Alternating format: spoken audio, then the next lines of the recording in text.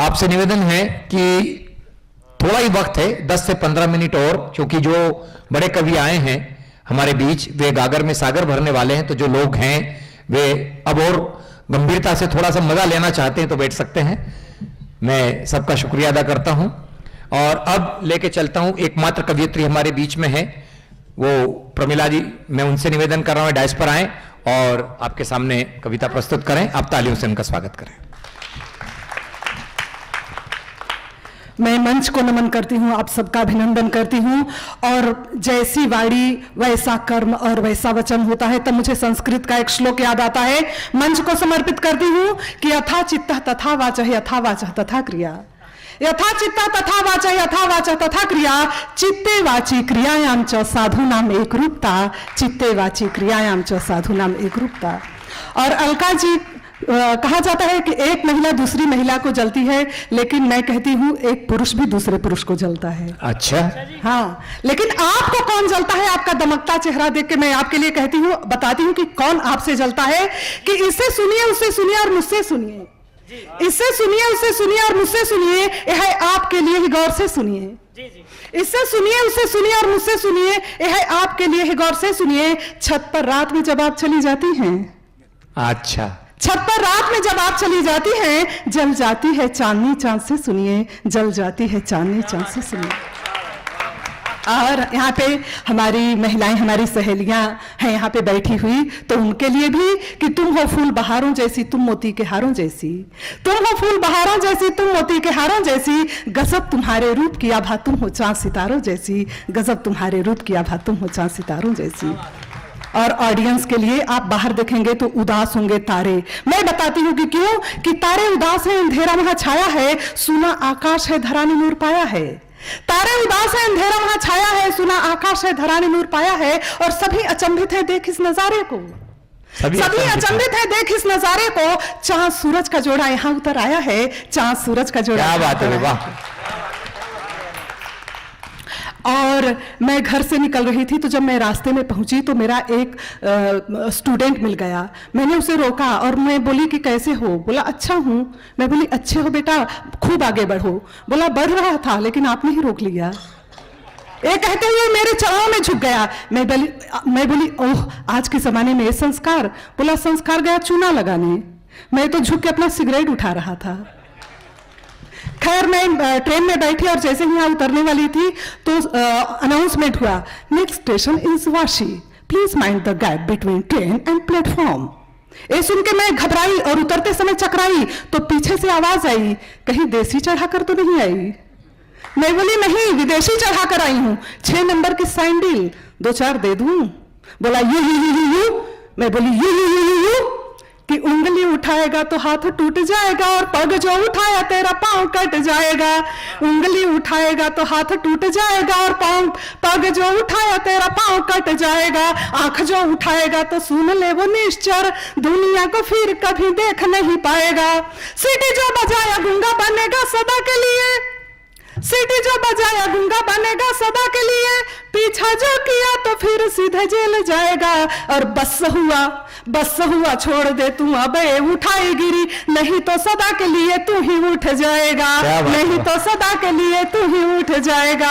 और महिलाएं महफिल में मुस्कुराती हैं और अपनी गम छुपाती हैं, तो तब मैं लिखती हूँ कि मैं मुस्काई थी महफिल में अकेले में बहुत रोई, मैं मुस्काई थी महफिल में अकेले में बहुत रोई। हुई बेचैन तो फिर कई रातों तक नहीं सोई, हुई बेचैन तो फिर कई रातों तक नहीं सोई। मैं नारी थी तभी दफना लिया हर राज सीने में, मैं श्रीदेवी थी तो दफना लिया हर राज सीने में। मैं कब किस दौर से गुजरी समझ पाया नहीं कोई, मैं कब किस दौर से गुजरी समझ पाया नहीं कोई। आपने मिमिक्री किया तो मैं भी एक मिमिक्री करना चाहती हूँ सर। कि मीटू की आवाज बहुत आ रही है कि मीटू की आवाज गूंज रही है दूर दूर, मीटू की आवाज गूंज रही है दूर दूर। अब कितनों का घमंड हो रहा है चूर चूर, अब कितनों का घमंड हो रहा है चूर चूर।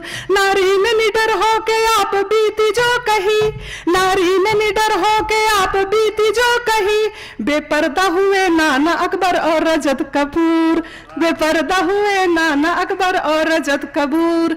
बहुत पहले एक प्रचार आता था सोना स्लिम बेल्ट का। इंडियन बाहर का फॉरेनर होता था, लेकिन हिंदी में आवाज डब की होती थी। तो कैसे, दोस्तों मैं पहले बहुत मोटा हुआ करता था, दोस्तों मैं पहले बहुत मोटा हुआ करता था। मेरे बच्चे मुझे पापा कहने से शर्माते थे। जब मैं किसी पार्टी या फंक्शन में पहुंचता तो मुझसे पहले मेरा पेट पहुंच जाया करता था और लोगों के चेहरे पर मायूसी छा जाती थी दोस्तों कि कहीं मैं उनके हिस्से का भी ना खा जाऊं। मेरी सबसे ज्यादा बुरी हालत मेरे ही घर में थी। बीवी मुझसे झाड़ू पोछा कपड़ा बर्तन सब करवाती और तरह तरह के खाने बनवाती थी दोस्तों। चाइनीज, भेल, नूडल, पिज्जा, बर्गर और थाली भर भर के अकेले ही खा जाया करती थी। मैं अपने ही बनाए खाने को उसे गटकते हुए देखा करता था। तभी मुझे सोना स्लिम बेल्ट मिला और मेरा चेहरा खिला। मैंने सोना स्लिम बेल्ट लगाया और खुद को इतना दुबला पतला पाया, इतना दुबला पतला पाया कि मैं बता नहीं सकता।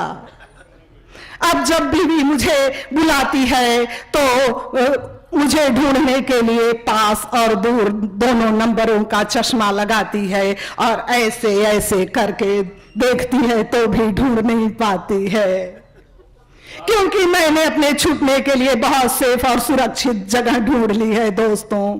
कभी मैं बाथरूम की बाल्टी में बैठ जाता हूं तो कभी सोफे के नीचे लेट जाता हूं, कभी उसी के मेकअप बॉक्स में घुस जाता हूं, छुप जाता हूं, तो कभी सेंट की बोतल में घुस जाता हूं। तो आप भी सोना स्लिम बेल्ट लगाइए, आप सब सोना स्लिम बेल्ट लगाइए और खुद को बीवी के जुल्मों से बचाइए दोस्तों। वाह।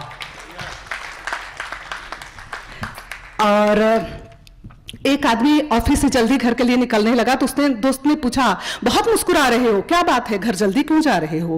वो बोला, जश्न है होली दिवाली आई है, जश्न है होली दिवाली आई है, कल ही कलकत्ता से मेरी छोटी वाली साली आई है। बोले तो क्या दिल की धड़कन तेज चाल मंद हो जाती है? दिल की धड़कन तेज चाल, आप लोग तालियां नहीं बजा रहे हैं तो मुझे लग रहा है अच्छा नहीं लग रहा है। बोला, दिल की धड़कन तेज चाल मंद हो जाती है, साली साहिदा को देखता हूं तो एक आंख अपने आप ही बंद हो जाती है।